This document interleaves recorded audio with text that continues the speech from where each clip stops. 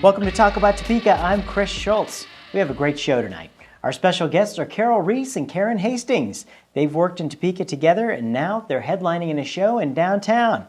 Tonight's episode is brought to you by the WIBW channels and The Kitchen Witches, a delightful comedy playing this August at the Break Room's Gourmet Cabaret Dinner Theater. Tickets are on sale now at breakroomdowntown.com. So sit back, strap in, and snack on. This episode starts right now.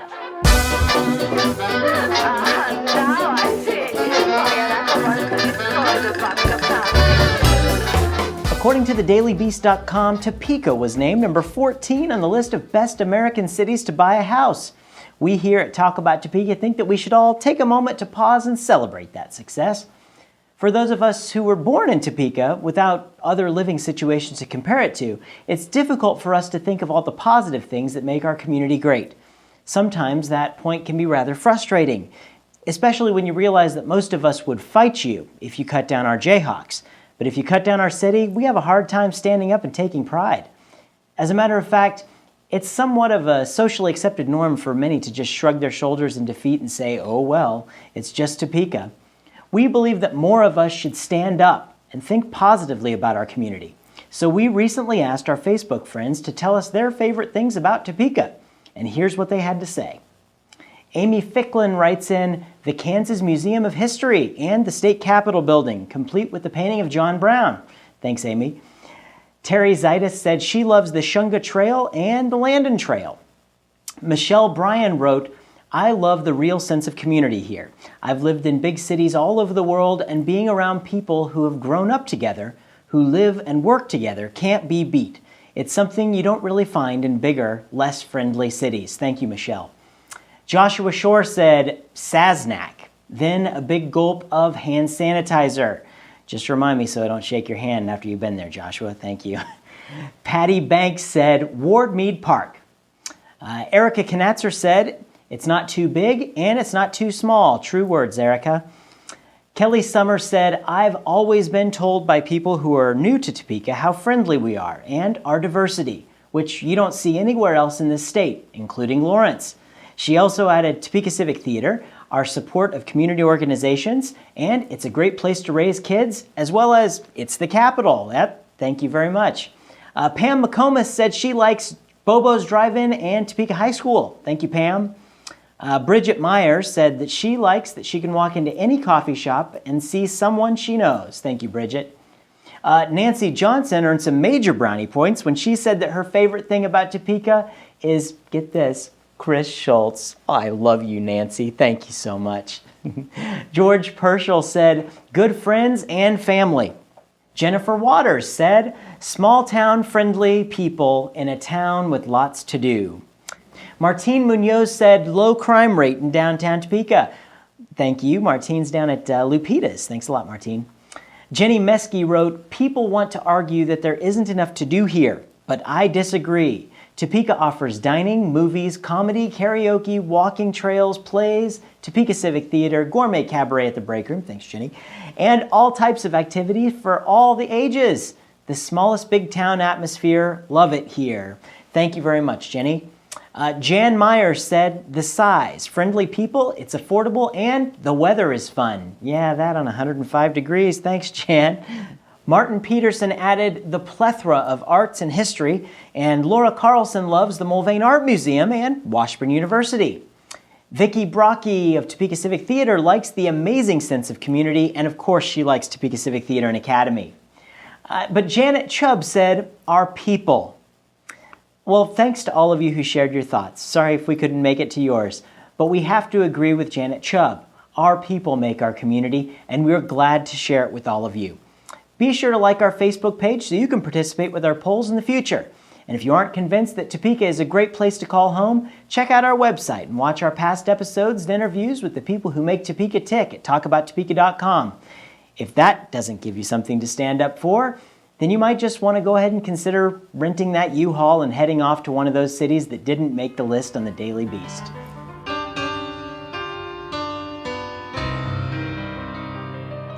So I'm here with a living legend in theater for Topeka. Ladies and gentlemen, please welcome Miss Carole Ries. Thank you so much for joining us. You're welcome. I'm so happy to be here, Chris. Carole, you weren't originally from Topeka, but you came here. You were the past president and CEO of Topeka Civic Theater. Is that correct? That's right. I came here in August of 99.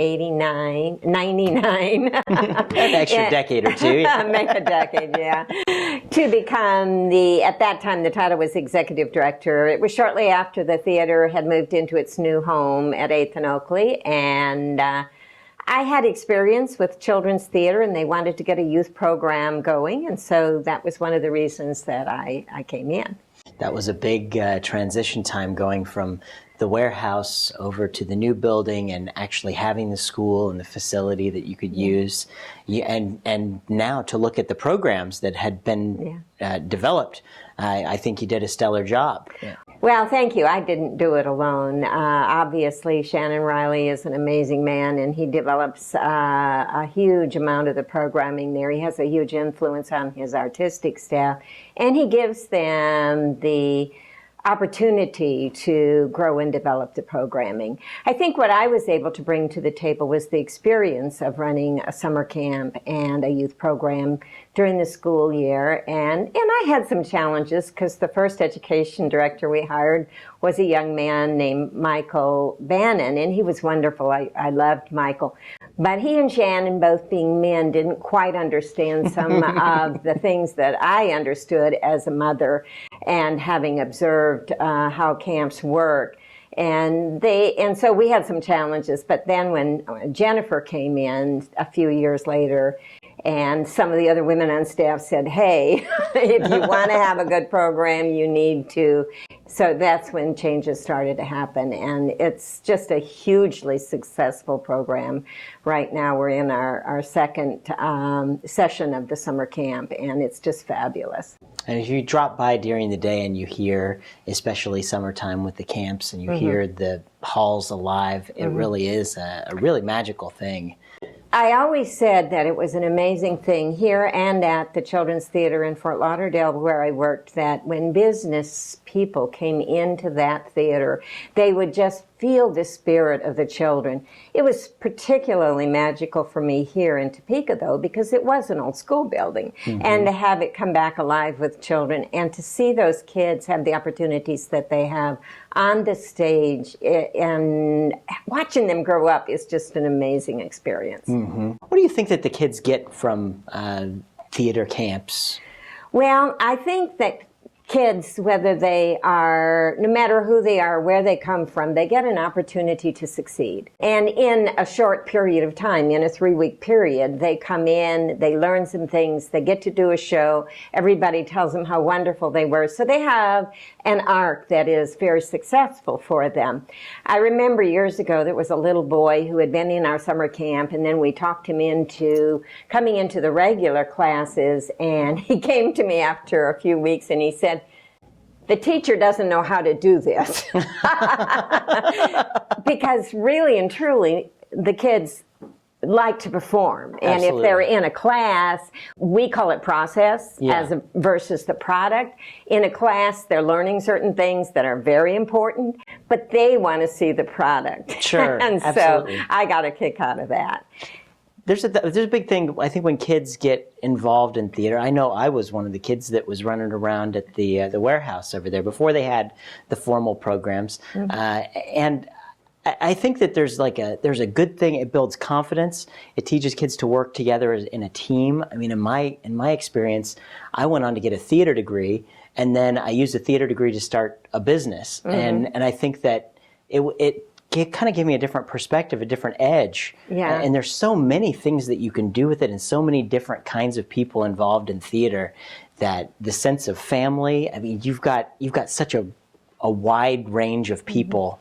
It really is a magical thing. That's one of the best things about theater. There aren't a lot of places that give us an opportunity to mingle with all races, classes, economic backgrounds. You don't know when you're cast in a play, a large play like Sound of Music right now at Topeka Civic Theater. You don't know if someone's a doctor, someone's unemployed, someone's a lawyer, someone else is a student. Yeah. You get an opportunity to mix people, and it has, the best thing is everybody accepts you. There are a few exceptions. If you're really kind of a scary person, maybe you might not be as accepted, but mostly everybody is accepted, and nobody worries about what you do for a living. Most of the time we don't even necessarily learn what the other people in a show with us do in their other lives. So that's really one of the best things that I think about community theater. It isn't true of theater on all levels, because obviously people who are working at it as a profession, it's not the same as someone who has a day job and comes and does theater for the love of it. Certainly, absolutely. It's just I know that the gifts that were given to me from it were amazing, and it's kind of what we did with the break room, which I have to mention, coming up here very soon, you're going to be working with Karen Hastings to put something together down there. Tell us a little bit about the show you're working on. Well, the show is called The Kitchen Witches, and Karen and I play two women who had been best friends all the way through school growing up. And then in high school, they have a falling out because of a man, of course, or a boy, what he was at the time. And now they've hated each other for the last 40 years, and each of them has a cooking show on cable access television. Kind of like us. Mine has just been canceled, and hers is about to be canceled and replaced by something really boring like knitting or macrame. And so I come down and visit her show just to kind of mess her up. And the show is one of the funniest things I've ever worked on. And Karen and I have a fairly long history of working together. And we love working with each other because we know each other so well now that we really can play the comedy. And it's just a delight to get a chance to do this show with her because of that fact that we feel so comfortable with each other. I've seen a couple of rehearsals, and you guys are you're naturals. You're absolutely naturals, and you're putting two naturals together, and it's just a completely natural show, and it's naturally hilarious is probably the way to put it. It's very believable, but it's a very, very funny script. We have some of the best lines that you could ever imagine. It was written by a woman named Carole Smith, and she's from Canada. So we've changed a few references to make them local, and therefore funnier to local people. But it's a delight to get such a good script and have so much to work with. Absolutely. And it's happening through the month of August? Yes, we open in mid-August, August 17th, and we go into the first couple of days of September. So it'll be 3 weekends, and we've got Fridays and Saturday nights with dinner shows, and believe me, the shows at the break room, or the dinners at the break room, are wonderful. They are really a delight. And then we have a couple of shows that we're going to do with drinks and desserts. And that'll be a Thursday night and a Sunday afternoon. It's the longest run of a show we've done at the break room. We're really excited to have you guys. I know the last time you guys did do the show previously, a while back, and it was a complete sellout. Yes. So it's not a thing to wait to get your tickets. That is true. We were adding seats like crazy, trying to get people in. And the break room is small, so we can't add seats. It is a completely different experience. Even if you saw you guys do it a while back, it's going to be a completely different experience. You'll definitely want to come down and check it out. That is true. I'm trying to let everybody know who has seen it before or seen our previous production of Lemonade, which we had great fun with and took to a national festival. And you and Karen were both in that. Yes, but Karen and I, and Karen was nominated for Best Actress in that production at the national festival. So that was pretty amazing. Very good, very good.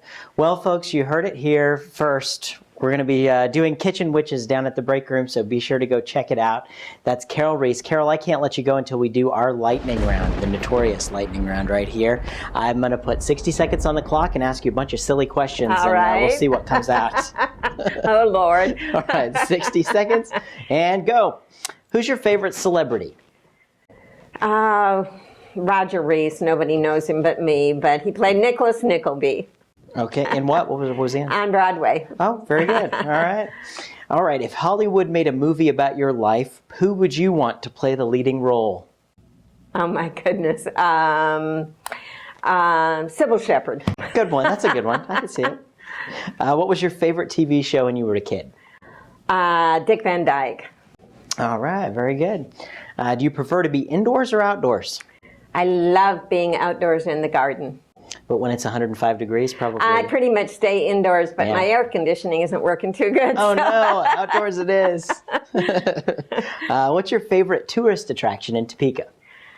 Oh, I love Gage Park. I love the Rock Garden. I love the Rose Garden. I love everything about the zoo. Helen Hawker. I love everything about Gage Park. Absolutely. And what's your favorite television show to watch every Tuesday night at 9:30 on my TV? Oh, I guess it would be Talk About Topeka. Yay! Folks, go see The Kitchen Witches down at the break room. See Carole, and you can see Karen Hastings. It's going to be a great show. Thank you so much for joining us. I really appreciate it. Thanks, Chris. Hey, take care.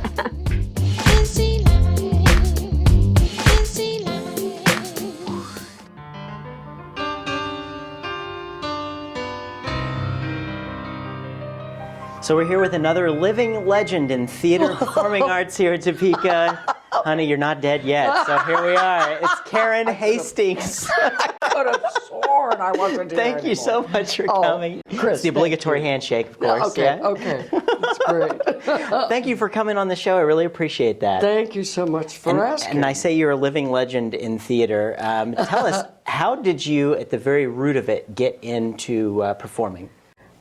My family were all singers and violinists and pianists and all kinds of different musical people and loved theater. I mean, the theater, the love of theater is something that was really stressed in my family, and it just seemed so natural, you know, though I don't have anybody else. There's nobody I can name in my family who went into theater. No one was that silly, just me. They just had a good respect for it. They just had a wonderful respect for it. Yeah, they loved So it. along the path, what are some of the highlights, some of the things that you've done? I got to work with John Houseman, who was the founder of the Juilliard School and the producer of the movie Citizen Kane. Wow. Now that just I was so thrilled to be able to work with him. I got to do a Shakespearean play with him. And Was that before or after he did Citizen Kane? Chris, I'm still going to stay on this show. You can't. Did you meet Orson Welles? That's what we want to know, right? No, but you know Yeah. that when I was an apprentice at Missouri Rep, I worked with some people who worked with Orson Welles in the Mercury Theater. Now you have some idea of how old I really am. I'm keeping track. We're gonna figure it out. Yeah, they were in the Mercury Theater. One of them's name was Sidney Cartwright. Wow. And he used to answer the phone by saying, "This is Sidney by the pool." Yeah, I don't know whether he was always by the pool. I think I'm going to change my voicemail to say that right now. This is Sidney by the pool. I love that. I just love that. I always wanted to say I'm Sidney by the pool, but You can say whatever you want. my name this is not Sidney. So let's kind of get into Topeka. How did you end up in Topeka? Well, We all ask ourselves that question daily. I love Topeka. I have to say that. Okay, now I say. No, I was born here. You were born here. Okay, And okay. so this was a return home for me.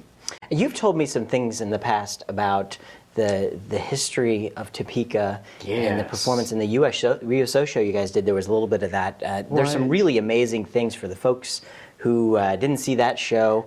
Tell us a little bit about Topeka's rich history. Topeka was a vaudeville stop, and it was also a stock company stop. And so there were many. Sarah Bernhardt played here. Oscar Wilde lectured here. And the story goes that Bud Abbott and Lou Costello met on the vaudeville circuit here in Topeka. George Burns's favorite theater to play was the Jayhawk Theater because it was air-cooled. Can you believe that? Yeah. And there's a lot of talk coming back about the Jayhawk Theater. I mean, a lot of people getting involved. I know just recently there were some volunteers in there cleaning out, moving things around. They've got their Take a Seat campaign going on right now. There's really been a huge push to get the Jayhawk Theater restored. Oh, I hope that happens because it is a treasure. It really is. Just the people. If you think about who performed on that stage alone, I mean, there were so many other theaters in Topeka, and they're all parking lots or office buildings right now. But that building is there. It's there, and we need to keep it. We really do. It needs to be preserved for lots of reasons. I mean, for the history and because it is a vaudeville theater. I mean, it's a true vaudeville theater, which means there's horsehair in those walls somewhere. Wow. I mean, that was the acoustic material that they used in the walls of those theaters to produce the kinds of sounds that they did. You're not a true actor if you have to have a microphone. I'm sorry. Get over it. Get off the stage. Go home. Well, it's true. It's true. No, it's true. They didn't have them then. I mean, it was. I mean, Ethel Merman, she's powerful. She wasn't the prettiest songbird. I mean, she was loud. Yeah, she was. And she had character, Yeah, so, and I know in some theaters they do have to use microphones now, but I mean, that's the point I'm really trying to make, is that theater was built to be a theater. And it was built explicitly for the kind of performance that they engaged in. So to tear it down and lose it, we don't need another parking lot in Topeka.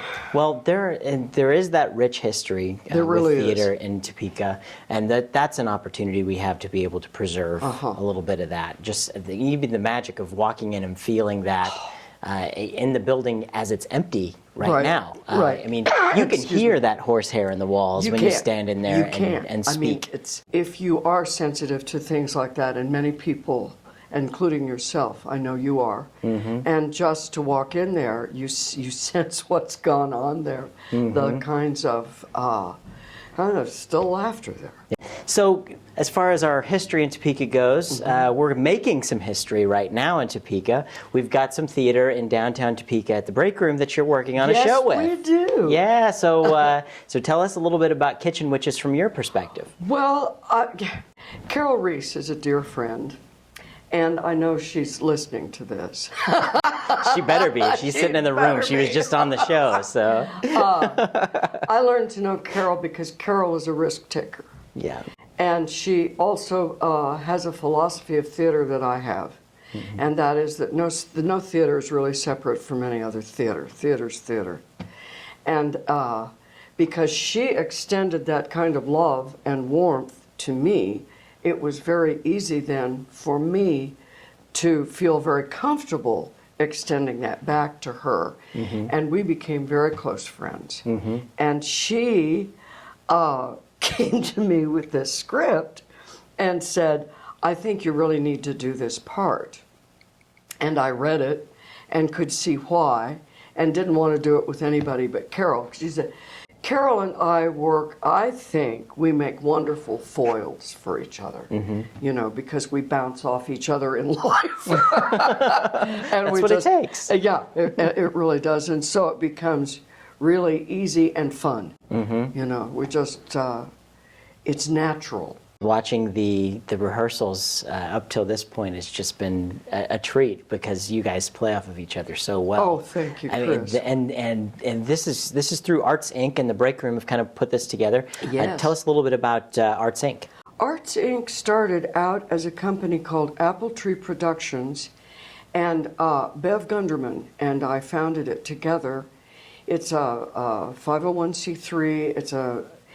It's a company that originally addressed all kinds of social and cultural issues for various institutions, associations, churches, schools, and we would create scripts pertaining to any issue that they had, and then have some kind of expert with us who could conduct conversation about it after. And then Bev kind of wanted to retire to, do some other things. And I didn't want to do that by myself, and so this morphed into Arts Inc., which is probably ultimately closer to my love for theater anyway, because I'd rather do the kind of performing that we do in Arts Inc. than the other. Though I love both, I like what we do now. Well, and working with the Break Room, it's a very intimate venue if you haven't ever been there. And you're right up there. And the thing that I think is really great, and I'm speaking obviously because I'm the owner of the Break Room, and why wouldn't I say this? But my thing is, I know it's kind of reminiscent of the old warehouse that Topeka Civic Theater was in, because it's very intimate. You're right up close on top of everyone. And if you really think about it, a lot of times when you have a dinner or a theater, or you put these things together and you're making a night out, you're usually a lot stronger on one side than you are on the other, whether it's the food or the entertainment or whatever. If you're at a restaurant, maybe they're going to have food and you're going to have a little light entertainment that comes out to entertain you, or you're going to have a theater where it's got a beautiful production, and then the food is kind of the sideline to that. But what's really great is that we get to work with Arts Inc., we get to work with you on this production, and we get to have Chef Michelle, who gets to have the same kind of passion about performing that you have. She has that for food. So to kind of mingle those together and have a night out on the town that only 40 people get to see, it is really a fun evening out. And I'm not saying that just because I'm the owner of the place. I'm saying it because if I wasn't the owner, this is exactly the kind of experience I would want to see and be a part of. And so that's what you've created. Yeah, absolutely. Right. So if you were going to look into the camera and give those people a push for why they should come and see you on stage at the Kitchen Witches, what would it be? Well, I think because I truly love it, and I truly love the people I'm working with, and that includes you guys. I'm serious. It's so important to have the whole area that you're working in be so conducive to creativity. When you're supported, you can do so much more. So it's fun, and it's a delightful experience, and that's why I think you should come, because it's fun. I think that's a perfect answer and a reason for why you should go see the Kitchen Witches, which is running through August at the Break Room. You can check out tickets and get them at breakroomdowntown.com.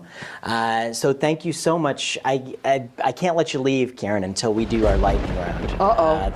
That means I have a bunch of silly questions. I'm going to ask those of you, and you just throw out silly answers, and I'm sure you'll be fine at that. I'm Absolutely. Good at that. I'm good at silly answers. Let's see, what's your favorite tourist attraction in Topeka? The Capitol building. Oh, good. Because my mother's picture's in it. Your mother doesn't look like John Brown, does she? No. No, my mother looks like the woman in the covered wagon, and David Overmeyer used her as a model. I'm going to go check that out. That's cool. Very cool. That's my mommy. Yeah. You learn something new every day, I'll tell you.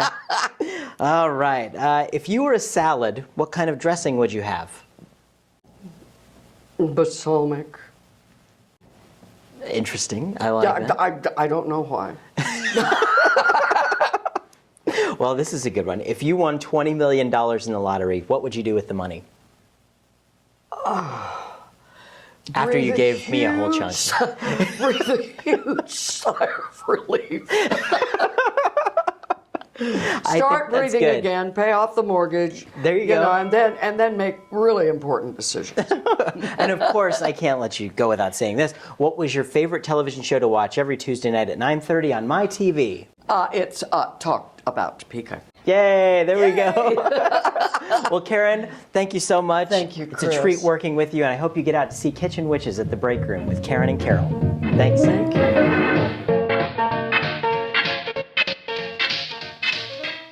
Thanks again to Carole Ries and Karen Hastings. This episode was sponsored by the WIBW channels and, of course, Kitchen Witches. If you don't have your tickets by the time our next episode airs, I will track you down, I will find you, and I will make you pay the standard ticket rate. We're thrilled that so many people are talking about Topeka. If you'd like to join the conversations, make your own video on YouTube and send it to us on our website at talkabouttopeka.com.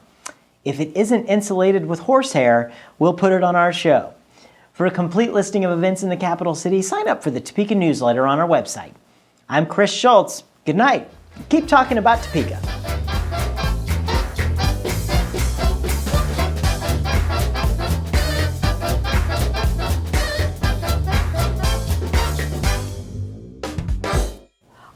I just feel like I've got a motor mouth, you know, and it just... As long as the right stuff's coming out of the motor mouth. Okay. It's a motor mouth that runs on premium fuel, so that's all right. So